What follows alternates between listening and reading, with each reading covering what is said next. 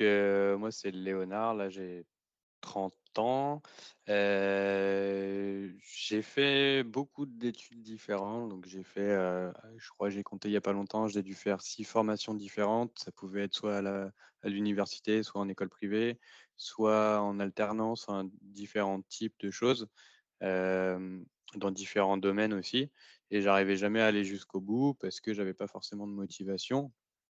J'avais quand même un bac S à l'origine, donc ça m'a permis de justement pouvoir facilement accéder aux formations, mais j'allais pas au bout et donc j'ai alterné entre des études et des boulots en intérim ou des petits contrats et cetera et juste avant, d'aller à IDP, j'étais auto-entrepreneur, je donnais des cours de guitare et je faisais de la restauration, en parallèle pour compléter et avoir un revenu à peu près, correct et l'idée à la base, c'était de devenir musicien professionnel. On avait un projet de groupe qui a duré jusqu'à 3 ans et puis le projet s'est arrêté pour diverses raisons, ça n'a pas pu continuer et à ce moment-là, je me suis dit: «Bah, en fait, la restauration, ça me plaît pas. Il y a aucune possibilité d'évolution, il y a aucune reconnaissance du travail.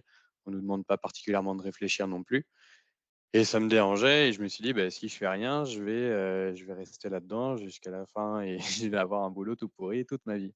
Donc je me suis dit enfin, j'ai des potes qui eux avaient déjà pu faire leur reconversion en dev, chez Sopra Steria parce qu'ils avaient les masters, ce que je n'avais pas du coup. Donc j'étais, pendant 1 an et demi et 2 ans à me dire: «Mais comment je peux faire pour faire la reconversion?» et cetera et quand je me suis inscrit du coup à Pôle emploi après avoir, j'avais 2 restaurants, j'ai démissionné d'un de 2 restaurants, je me suis inscrit à Pôle emploi.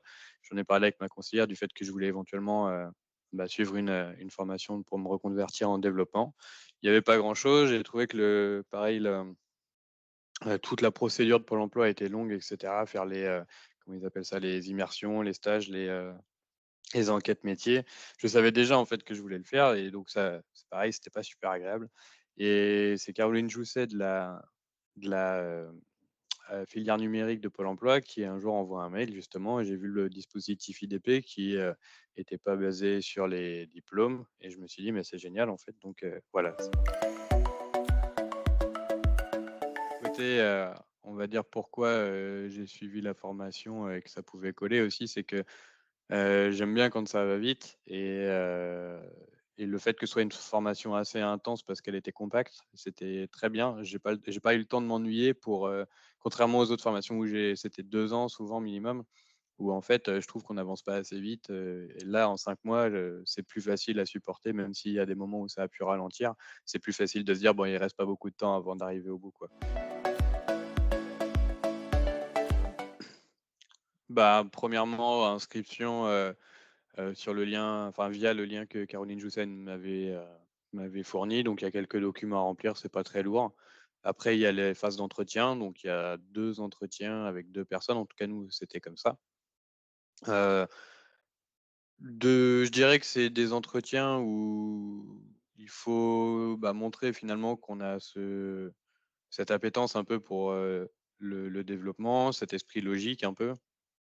Et puis, bah, vu qu'on n'est pas sur une acceptation via des diplômes, il faut aussi, bah, montrer ce qu'on peut apporter de nos expériences précédentes, en fait. Et après, bon, bah, c'est simple, hein, si on est retenu, on sait dans quelle entreprise on va, ce qui est un gros plus, je trouve, pour, ce genre de dispositif. On n'a pas à se poser la question de se dire: «Bon, bah, c'est bien, je fais une formation, mais qu'est-ce que je fais après? Est-ce que je vais trouver du boulot?» et cetera. Il y a du boulot en dev, mais des fois, quand on est vraiment trop junior, ça peut arriver de ce que j'ai pu entendre, qu'on mette du temps avant de trouver un emploi. Là, c'est vraiment à partir du moment où on est accepté pour aller en formation parce qu'une entreprise s'intéresse à notre profil, on sait qu'on va être pris et du coup, ben, on démarre la formation, dès que la session de formation débute, en fait. C'est vraiment pas compliqué, c'est quelques formalités administratives, des entretiens et si on est pris, bah, ça démarre. À se détacher du fait qu'au début, ça a l'air, compliqué parce que c'est juste logique. Il faut comprendre la logique. Justement, les profs de l'ENI étaient vraiment super cool. Je pense que certains ne c'est pas négatif ce que je dis, mais certains de la formation ont peut-être pas posé assez de questions, Moi, j'en pose tout le temps. Dès que je ne comprends pas, je pose la question plutôt que de pas avoir l'info et certains étaient un peu sur la réserve en se disant: «Bah, je veux pas déranger le cours» ou et cetera pour, X raisons, j'en sais rien. Mais du coup, ça leur est arrivé par la suite de pas être à l'aise avec certaines, notions et vu que tout s'imbrique, si dès le départ on n'a pas compris les bases, il faut poser les questions, sinon toute la suite est compliquée. C'est pas impossible du tout de partir de zéro, d'arriver, là-dedans et voilà, de s'en sortir très bien. Il faut avoir de la logique et il faut poser des questions sur les moindres notions qu'on comprend pas et surtout l'idéal, en fait, c'est de repratiquer un petit peu. Moi, j'ai fait des projets un peu pour moi, en fait, j'ai d'autres projets à côté aussi et le développement m'aidait, en fait, dans ces projets-là donc j'ai essayé d'appliquer ce qu'on a vu en cours. Non, moi j'ai trouvé ça bien.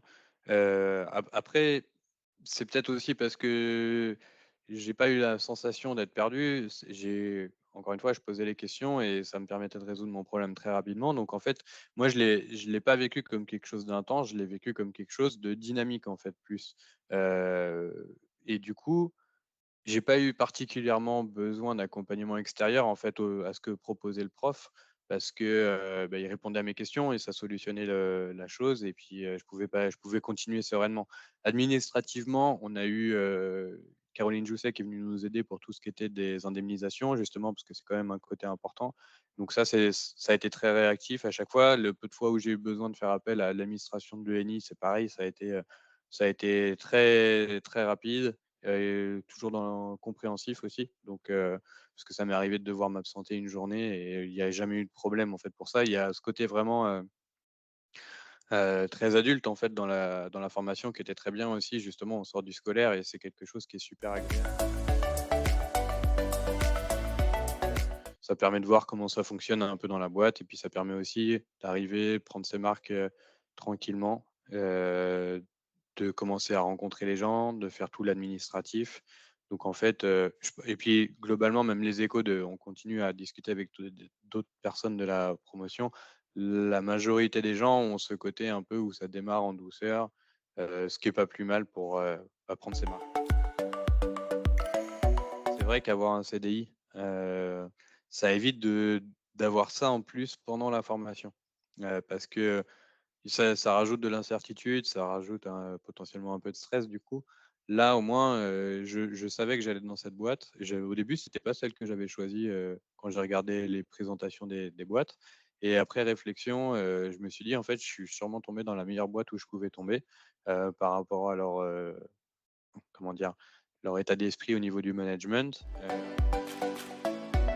La formation, c'était vraiment trop cool. Moi, je suis hyper heureux d'avoir eu cette, possibilité de faire le virage, justement, la reconversion, heu, en sur une formation qui est rapide, qui est plutôt qualitative aussi, enfin, je sais pas à quel niveau c'est parce que j'ai pas fait d'autres formations, mais je trouve que c'était qualitatif en tout cas. C'est d'avoir pu faire cette reconversion sans qu'on me juge sur mon diplôme parce que j'ai avant même de faire de la formation et la formation a confirmé ça, je savais que j'avais des capacités plutôt adaptées à faire ce genre de métier et du coup, ça m'énervait de pendant 1 an et demi, 2 ans de pas pouvoir me reconvertir juste parce qu'il me manquait un bout de papier et je suis super content qu'il y ait des gens qui croient en d'autres personnes sans regarder le bout de papier en question et plus en discutant de personne à personne et puis, de se rendre compte, que finalement, il y a aussi des gens qui peuvent faire le travail correctement et des fois même mieux que des gens qui ont fait que de la théorie en fait,